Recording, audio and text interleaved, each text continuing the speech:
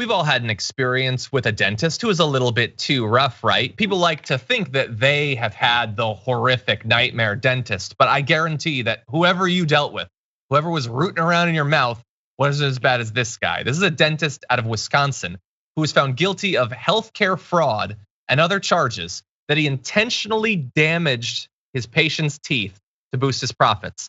And he made, in the end, millions of dollars. So let's introduce him. This is the Dr. Scott Charmoli. You can see right there in the photo.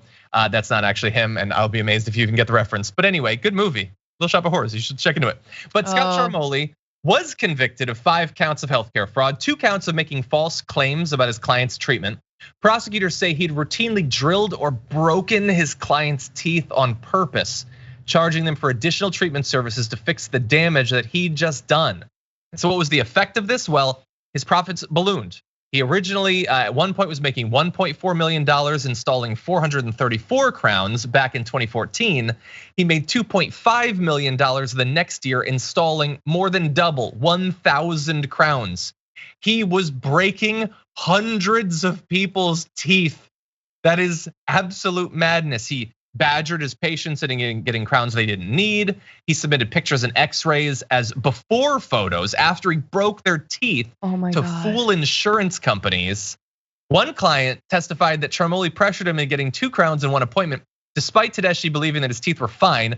It seemed excessive, but I didn't know any better. He was the professional. I just trusted him. And why wouldn't you, Francesca? What do we know about the status of our teeth?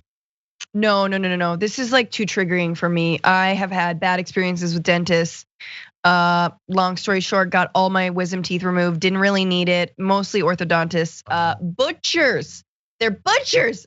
No, but I will say that I can't. Like, this is so upsetting to me that someone would do this to your mouth. I'm like so sensitive. Like, I have sensitive gums, and if I feel a little twinge, I'm like, I'm gonna need a lollipop. I'm gonna need a toy.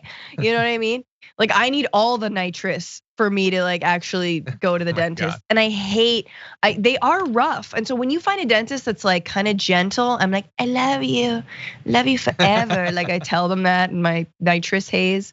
But a lot of them are really rough. Some of them can be. It is amazing what doctors are allowed to do. It is a very special sort of pain. However, I pride myself on trying to show as little reaction as possible. I'm sure a lot of people do. I don't want them to think that they got me. You can't break me, okay? I've been through this before. That said, I did have a nitrous experience where, my perception is that the dentist and his young assistant were singing show tunes to each other while working on my teeth. It is possible that I was just tripping balls. I don't know, but that's the experience I had. It was, however, you might think, well, that sounds weird and scary. And it was also perhaps the best period of my life ever on that nitrous. I think about it sometimes. Anyway, nitrous is really something. This guy, though, was already a multi-millionaire when he started doing this fraud. It is, like I said, it's dragon sickness. There's never enough money. You could have multiple vacation properties in Wisconsin and Arizona, as he did. You could have millions of dollars, and you're still willing to brutalize people to make ever more money.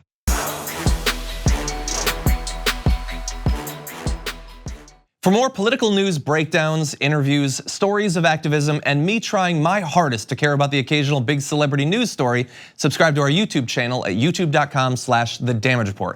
And you can ring the bell wherever it is so you don't miss anything.